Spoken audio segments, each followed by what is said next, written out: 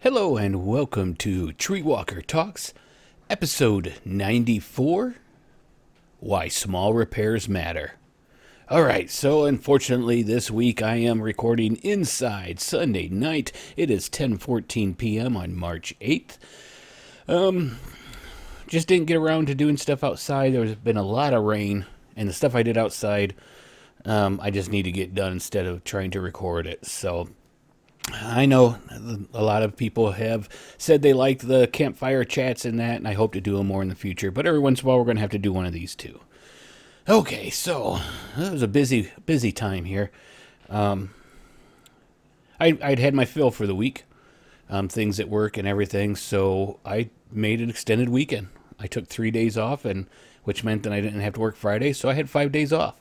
A couple of them were rain days and kind of just putter around the house, and a couple we got a lot of stuff done. So let's see, what did we do first? Well, let's talk about the truck. As I left you last week, I had claimed it was failure, and it wasn't failure, it was just put off, right? Yeah, just put off. So I did, after getting some tools from my savior, my dad, air hammer and that, we did get the wheel bearing broke free. We did get the new wheel bearing installed, the new rotors on, and the brake pads. These weren't cheap brake pads, but they didn't fit. They were just a little too wide, and I've heard that that's happening a lot lately with brake pads. So I had to take the angle grinder to them and grind them up a little bit just to get them to slide in and fit well. It took longer than it should have. So all in all, of my 5 days off, probably day and a half was spent doing that kind of stuff on the truck. I also did get some more parts that I do need to get put on, because it does seem like it's missing just a little bit. So I do have coil packs and plugs to put on. Figured out what was wrong with my tailgate not opening up, and that's just an actuator, so I got that. So hopefully this coming weekend, if we're not working, I'll get onto it, or maybe if we're nice during the week, I'll get out and do it before work. So, I sit there and I look at it, that sometimes it's easier, and you think about, oh yeah, I'm going to just trade that truck in. It's time to get a new one. And I've thought about it. Money's kind of an issue, but I'd almost like to just get rid of the truck and get an SUV, and that would open up more of when I go on my trips. I could sleep in the back of the SUV, that sort. But there's something, I don't know, it just makes you feel good about repairing old things, keeping the older equipment running instead of replacing it. I mean, there does come a time where things are nickel-diming you enough to where you have to decide, is it time to get rid of it, or could I keep it? And the reason I would look at trading the truck in is because I probably have at least double what I owe on it that it's valued at. Closer to maybe even triple. So that would be a nice down payment on something, and my payment wouldn't be as much. But as I've said before, my spare vehicle, the Mariner, a Mercury Mariner, I think it's a 2007 or a 2008. It's a fun little thing to drive. Don't get me wrong. If it was in better shape and four-wheel drive, I would keep it and love it. But it has a rusted frame. I need to work on the linkage for the transmission, because P is actually park and reverse a little bit, kind of. I know, not all that safe, but so I'd almost like to just keep the truck, get it paid off, and get a new SUV. Not new to me SUV. I can't afford new, as many of you guys can either, I understand. So that would be kind of nice, but, usual things that come up when the vehicle gets that many miles on it, the brakes and all that. Last time I put brakes on, I knew I should have changed the rotors, but I just kind of did a fix because it was not the great weather out there. But I also came across to the garage, and we'll get to some of the issues there, but I did have to clean up the garage a little bit, because I have not been good at that lately, about organizing things and getting clean. As I said with the shop out there, I wanted to get clean, and I still haven't done that yet, because I went looking for a couple tools, and guess what? I couldn't find them. One of them I later found out I do believe that I don't have it anymore, and that was a breaker bar, so I had to go buy new ones. So I'm like, you know what? We need to start getting things in order. So I did get probably at least half the garage cleaned out and a lot of more usable space there. Now, some of what I took out was rabbit cages from the FFA and 4-H rabbits, and they kind of went into the chicken coop for now until I figure out what I'm going to do with those. I kind of have an idea, which I'll take you along on that journey if we do. But one of the other things I had to do, which took some good time, was I had some shorts in the garage, wiring shorts. Issues with just the lights weren't working, sorts of stuff like that. And so I had to rerun new wire, run new wiring to several of the things, and get stuff going. So let's just think about this, though. Electrical problems are funny, because you usually don't see them until something stops working.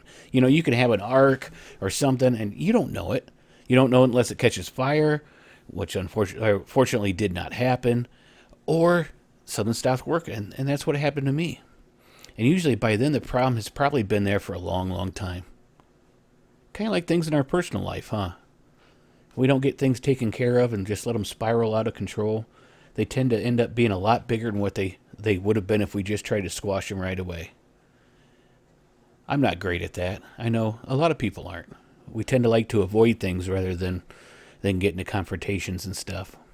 But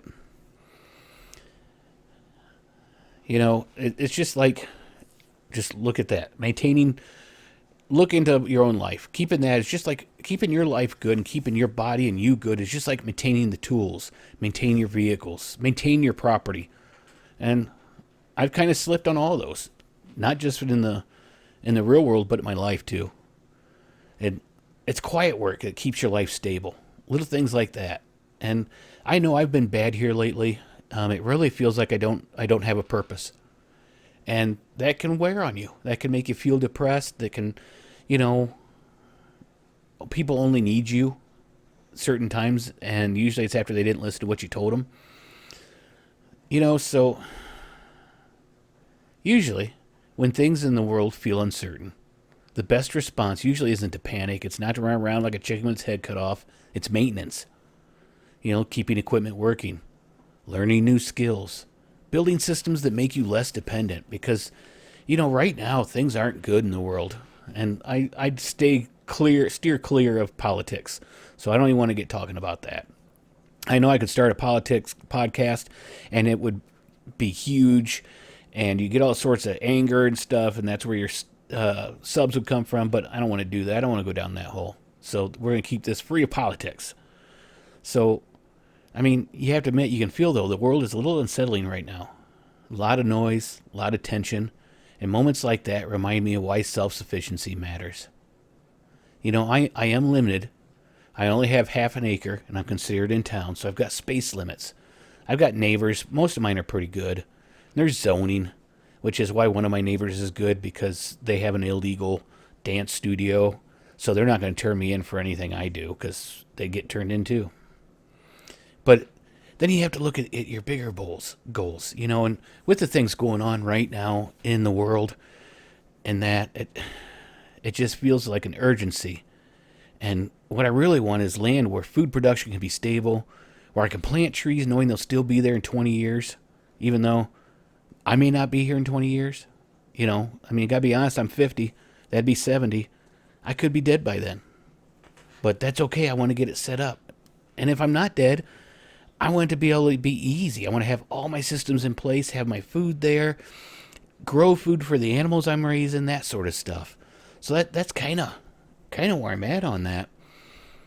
So, I clean the garage. And the garage is kind of a workshop of self-reliance. So is my shop out there. I've got all these workbenches, these table saws, all sorts of stuff that's just collecting dust I'm not using. I need to get out there and start working with my hands and making things maybe to sell, making things people need, making things myself rather than buying them. Because a lot of people, I've got the tools, I've got spare parts. I can fix things instead of replace them. I try to do that. And that's part of being prepared. We want good preparation. I'm trying to stay away from just coming out and saying we need to be preppers, but we do. We need to make sure that our food systems are good because they're not in this country. You know, your medicines, they're not good. Most of our medicines are made over in China. They're not really friendly with us. You know, things we need to think about. Get painkillers, get that, find natural remedies. Just it's time to really sit back and think and look in at yourself. What do I need to do so that I don't have to go to the grocery store every week or twice a week? What can I do instead of having to buy food, going out to eat all the time? You know, what can I do to make me healthier, better, and more prepared? You know, so that's what it is.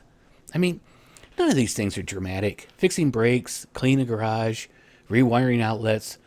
But that's really what self-reliance looks like most of the time, isn't it? Quiet work that makes tomorrow easier than today. I always like the term, future me will thank me for what I'm doing now. And you know what? Maybe it's time to sit down in your house, come up with an idea on what you can grow, what you can raise, that tomorrow, future you will thank you for. All right. A little bit shorter this week. I want to thank you for joining me. I hope you enjoyed it, and hopefully we'll get back to those campfire talks.